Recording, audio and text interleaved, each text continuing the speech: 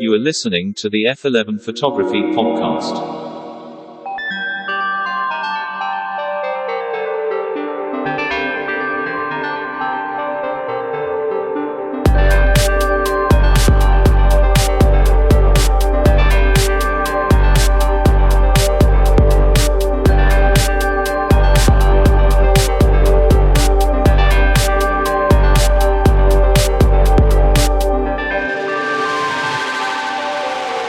To the chasers of light, to the purveyors of pictures, to all of you listening around the world, we welcome you to the F11 Photography Podcast.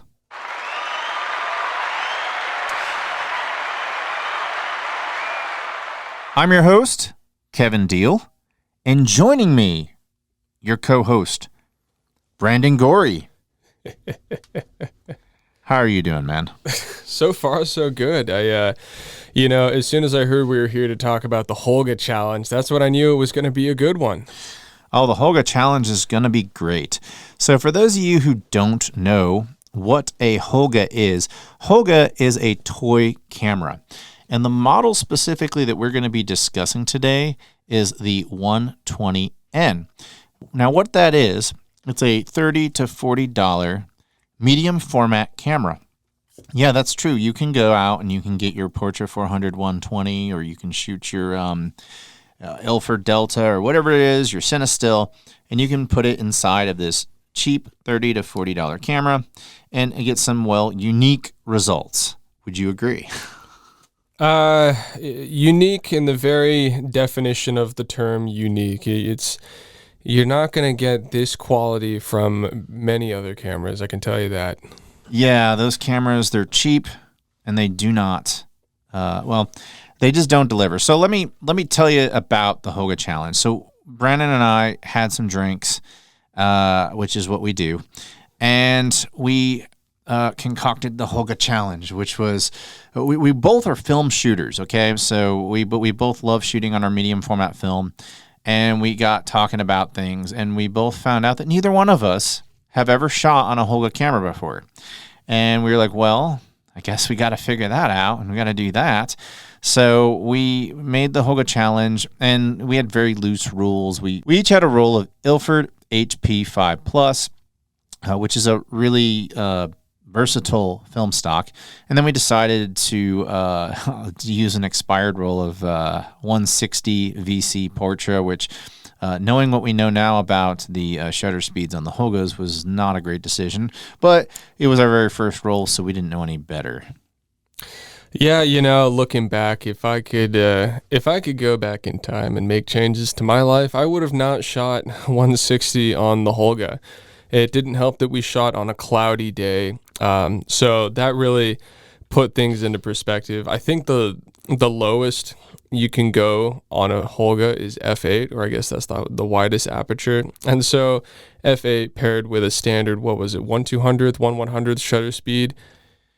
Supposedly. So about that. So to set this up, if you're fascinated by this episode, what I want you to do is I want you to go into the description of this episode, and we will link you up to each of our Holga episodes. So we both shot the same model, this really talented model here in Austin named Tatum, and we decided to take her around the streets of Austin and just try to get good pictures out of the camera and use the different film stocks. Now, as we described, it's a toy camera. The lens is plastic, so there's no glass. You do not see what you're getting in focus. So if you're a manual shooter or you just shoot autofocus, whatever, you're used to maybe looking through your viewfinder or whatever and seeing your subject go in and out of focus. You do not see that. It's like just a rangefinder type thing off to the side. You just look through it, a little eyepiece you look through. And then there's just icons. You have an icon of one person, which is supposedly 3 feet. And then you have an icon of 2 people, which is supposedly 6 feet. Then you have an icon of 7 people, signifying a group shot, which is supposedly 18 feet. And then you have a mountain, okay? And then for your shutter, you have 2 options. You have N, which I guess means normal, which is supposedly 1/100th of a second. And then you have B for bulb, but there's also not a shutter release on there, so I'm not really sure why you would ever put it in bulb just to get things blurry. However, I was told by somebody in a Holga group that there is actually a device you can hook up to it to do shutter release stuff. I'm like, man, it's a $30 camera. Why would you get that invested into it? But yeah, apparently there's a really big cult following on that. And then as Brandon alluded to, you have a sunny mode and a cloudy mode, which is supposedly F11 and F8. Now, coming up on film, back when I used to shoot, I had to use the F16 rule. And what the F16 rule teaches us, if you are not hip to the F16 rule, I'm going to explain it right now. The F16 rule, back in the, and this is true, it's the electromagnetic spectrum and physics, but back when we would shoot on film, you would have your box speed. So if I go out and I buy T-Max 100, that is 100 box speed, ASA 100. And what you would do is, the F16 rule was called also the Sunny 16 rule. So at F16, I can shoot my box speed matched to my shutter speed. So if I have 100 speed film at F16, 1/100th of a second is what I should expose for. Using that with the Holga made absolutely no sense, because if I had 400 speed film and I was shooting at, say, F8, and the shutter was at 1/100th of a second, it should be a lot brighter than it is. But what the results were is a lot of the shots were underexposed. Even on so it was a cloudy day. It wasn't like heavily cloudy, but just a cloudy day. Okay, so instead of being I think you had to be like 1/1600th of a second if you're shooting at ISO 400 on a sunny day. So then you'd be at 800th of a second on a cloudy day or something like that, or 400, or even if it was at 200, that's still like you should at 1/100th of a second, you should still be getting really well exposed film, especially with a very tolerant film like Ilford HP5, which you can overexpose a stop and it's fine. Yeah. Yeah, I really enjoyed the results from the Ilford HP5, and going by the Sunny 16 rule, the 160 should have been fine. A little bit of backstory: it was expired in 2004, but I also received this bag of expired film that I gave to Kevin and myself to try out, and I'd run tests on it with five other rolls of film, and everything came out just dandy. So. It is still one of the elusive things to this experiment, to this experience, and I don't think we're any better off for having experienced it. You are listening to the F11 Photography Podcast. I know that there's a big cult following of the Holga cameras, but here's where my big problem with the Holga camera is. Film. Brandon, how much is a box of 5 rolls of Portra 400 right now? Right now, prior to the price increase, I think it's around $60 on the low end. Yeah, but mainly it's really closer to about $75 these days. Yeah. I've seen it for upwards of $75 for a box. And so my point being is why would you go out and buy a $30 camera that takes really muddy and ghosty looking photos, that has an inconsistent shutter, everything's out of focus? It basically looks like mush. Why would you spend that kind of money on mush? And to me, I'm too much of a control freak.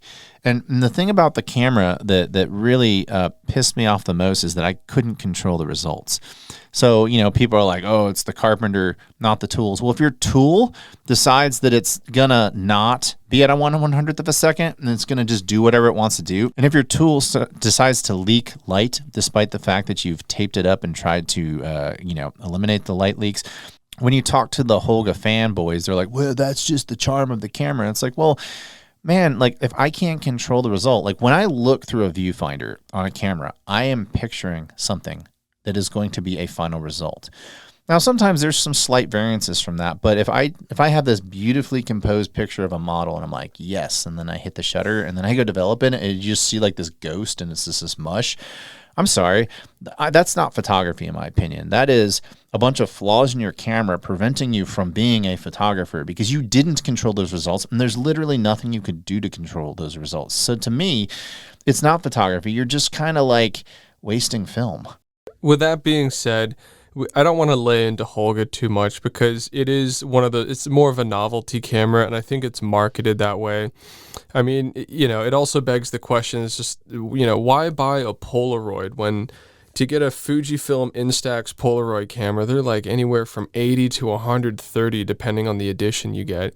And then you go and get the Polaroids themselves. And if they're the large ones, I believe they're like $2 a Polaroid.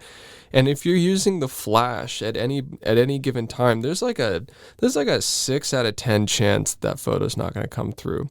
So, given that Kevin and I are both photographers who love to curate the photos and spend a lot of time doing this, the Holga was, you almost had to like take a back seat on your own driving and just go like, all right, whatever happens. Kevin and I really had to turn into Buddhists to shoot this camera and to spend our time and our money on the film and the cameras to shoot these cameras. And to get the results that we got, we had to practice a little bit of tolerance, patience, and acceptance.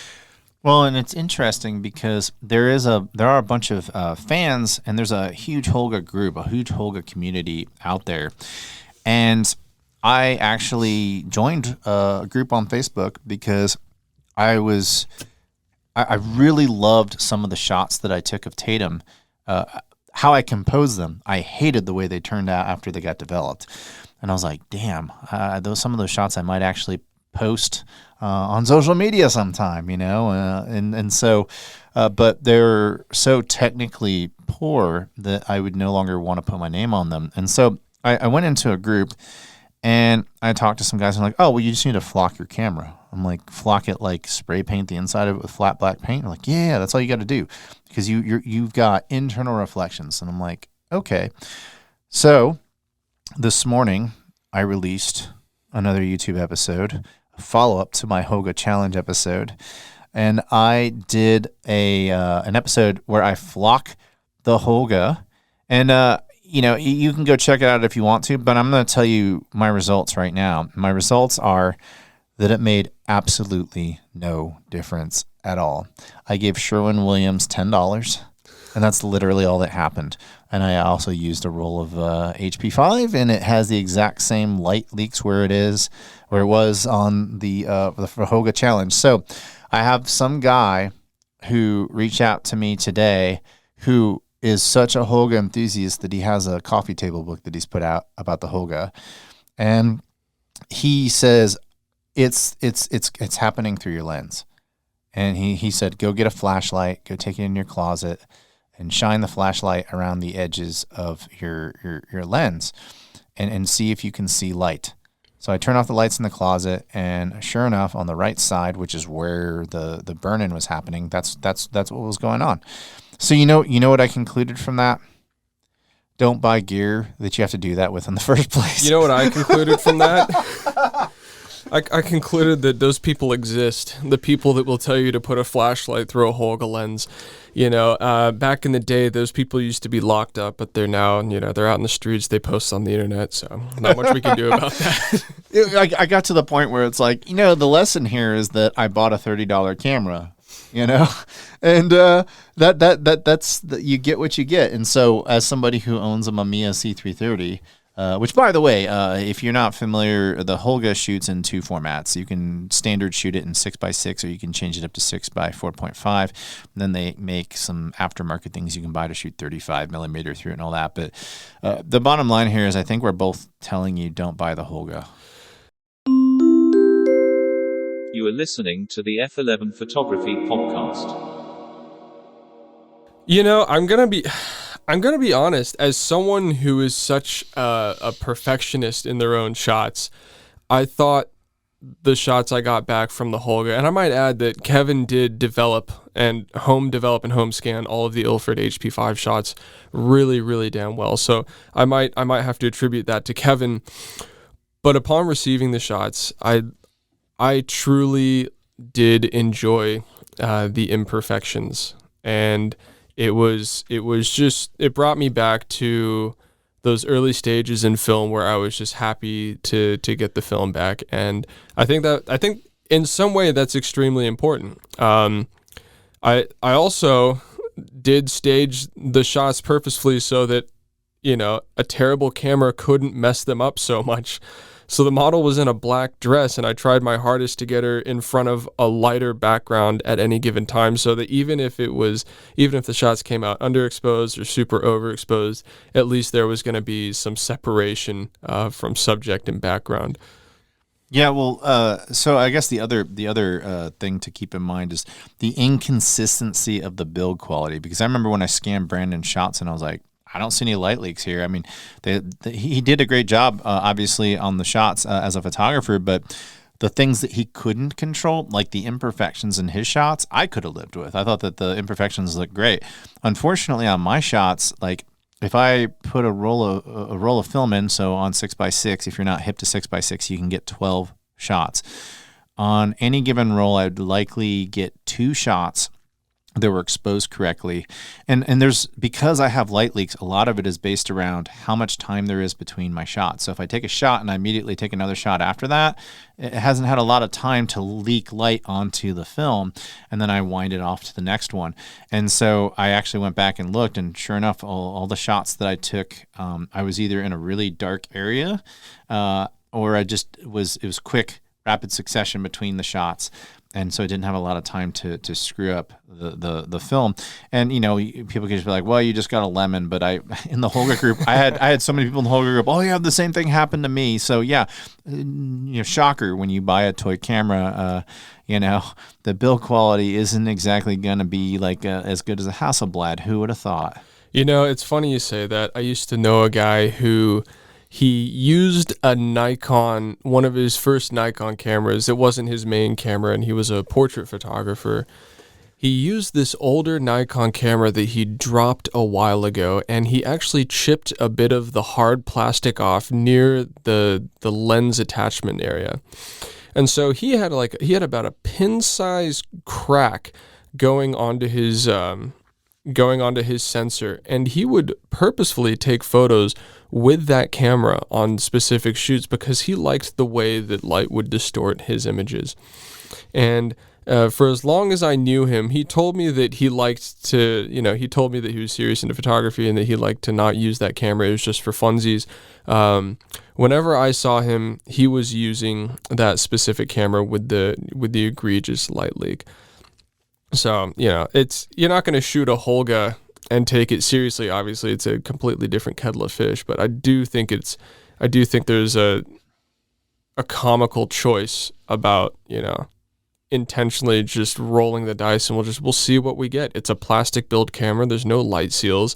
To take the back latch off, it doesn't swing on hinges. You literally have to slide up these tin fasteners and then pull off a plastic back, and then there you go. That's all you got.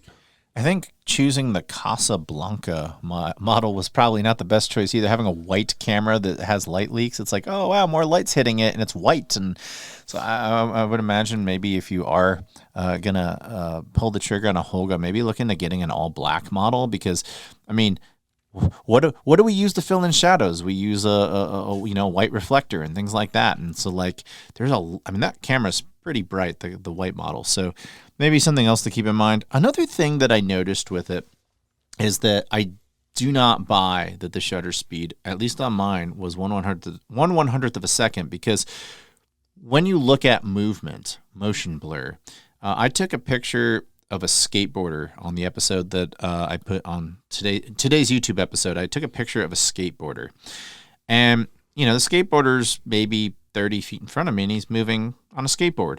If I take a picture of a skateboarder at 1/100th of a second, you're going to get a little bit of blur. And so I'm convinced that my shutter is like between 1/250th and 1/500th of a second. And knowing what I know about the f/16 rule, I think that that's true. And but when I look at my pictures that I took versus the pictures that you took, I think that a lot of your shots were about as bright as mine. So I'm be willing to bet that your shutter is probably faster than 1/100th of a second as well. That might actually answer the problem that we had with the Portra 160 VC is, as tarnished as my photos were due to, and I did have some light leaks, but not nearly as bad as yours. There were a couple like, mild streaks that might change like a half stop of the blacks, but in terms of movement on all the photos, they all came out crisp. They might have been a bit blurry because I didn't get the focus quite right, but the movement was definitely, it was crisp. Well, and going back to the Sunny 16 rule, I mean, if you are shooting at f16 at 1/100th of a second, you have a box speed of, you have a box speed of 100. Well, if it's a 100th shutter speed and you're shooting portrait 160, so you're at 160, and you're shooting at either f8 or f11, that should be a lot brighter than f16. But even then, some of our photos were turning out dark, which is, to me, why it has to be over 1/100th of a second for the shutter speed, just based off of that math alone. Yeah, and when we say dark, we don't mean underexposed. We mean we're talking about blank negatives here. I mean, about six out of the 12 negatives I got back were you could only see like a fine detail in some of the corners where it was just like a neon sign light or something like that. It was pretty bad. Yeah, I describe it as just a frustrating camera, because when I'd be filming, we would be filming behind the scenes, shots of ourselves. Like, he'd be composing me taking this really amazing shot of Tatum. She's like killing it on her pose, and I have a really good perspective. And then I click it and then I develop it. And it's just this like cloudy mush. And it's just like, I mean, imagine how frustrating that would be if you're a photographer. And then what you see is not what you get.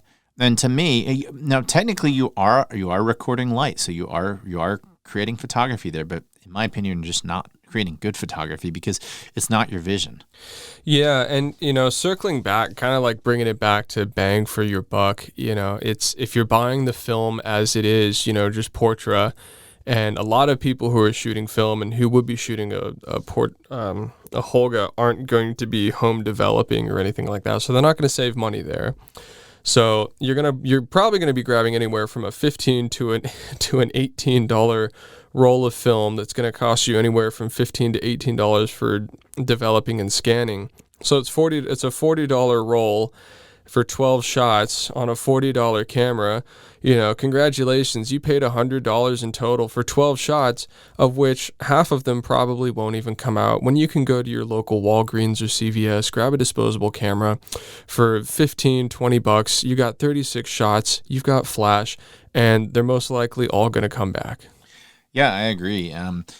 It just isn't a good investment, especially like we said, for the cost of film. So, my takeaway was, am I going to use it in my future work? The answer is probably not, unless I'm intentionally just trying to make something look trashy. My Holga, like my takeaway is I probably need to buy another one, which I don't want to buy another one because I own two C330s. So if I'm going to shoot in 6x6, I have two Mamiyas to shoot in 6x6. So my takeaway was it was a really cool lesson to learn. It was fun, but I would never consider this to be a serious part of my photography moving forward. And if I did, it would definitely shoot black and white, and I would absolutely recommend you use an ISO of over 400. You shoot it in the brightest mode possible, which is the cloudy mode. And I wouldn't even shoot it on a cloudy day. I would just shoot it in the sun. You are listening to the F11 Photography Podcast. So yeah, basically to summarize, if you want a plastic camera where you cannot control the shutter speed, where you supposedly only have f8 and f11, you want to put really expensive film through it, you want to have absolutely no control whatsoever over the results, then the Holga is right for you. However, it wasn't right for us. The medium format stuff we're shooting on, we want more perfection. We want better results. And it was just mushy. But check out the links to the original Holga challenge. We both did our own episode on our respective YouTube channels. So Kevin Deal Photography, Brandon Gorrie on YouTube. And then I also today released a follow-up episode because I'm a stubborn person. I was like, I want to get a good shot out of this. I want to get consistent good shots out of it. But it got to the point where it was like the law of diminishing returns. It was like, yeah, I could invest more money in this and become like some of these Holga fanatics, but I'm not one. And so that's not a good use of my money. I'm a Mamiya fanatic. I love Mamiya cameras. I love shooting on Mamiya cameras. If I could get a Mamiya 7, my life would be amazing, but I don't want to spend $4,000 to have a small handheld 6x7. So I feel like you being a gearhead, that's just something that you'd wake up one morning and you just say, you know what, I'm going to buy a 6x7. Well, I own that's the thing. I already own the RB67, so I have a 6x7 going for me. But yeah, the RB67, no one wants to say this. We're all thinking it. It's a home defense weapon. It is. It is. Like if I threw an RB67 at you, you would die, and then the RB67 would just hit the ground and then break the ground, and then it would be like, okay. The RB67 would get up and start drinking coffee. You know what I could do is I could like take my Holga and just smash my RB67 on top of it and watch it just break into a million pieces. And the RB67, I'll pick it up and take a picture with it. That'd make a really good intro for a YouTube episode. I'll tell you what you could do with the Holga is there's a guy that's been circulating around Instagram, and what he does is he takes disposable camera lenses and attaches them to lens covers for different fittings for various cameras. Basically, what he does is he creates his own filter to capture photos with digital cameras through a disposable camera lens. So you could technically take like Holga photos on a digital through the Holga lens and purposefully create those imperfections, because I think with plastic lenses you get a different look on a lens per lens basis. I think that would be much better use of my time than trying to get that darn Holga camera to work. That's for sure. So, you're listening to the F11 Photography Podcast. We're going to wrap it up for this episode. I think the takeaway here is don't buy a Holga unless you just want the camera to show off its imperfections for you and drive you crazy. Or maybe you just like to burn money. Maybe you just love wasting film and just not getting the results that you set out to get. So thank you all for tuning in. You can catch us on all the major podcast platforms. We have a lot of episodes coming up. The next one we're going to do is why we buy gear for ourselves and not our clients. I want to remind all of you to chase light and not algorithms, and we will talk to you soon. Bye.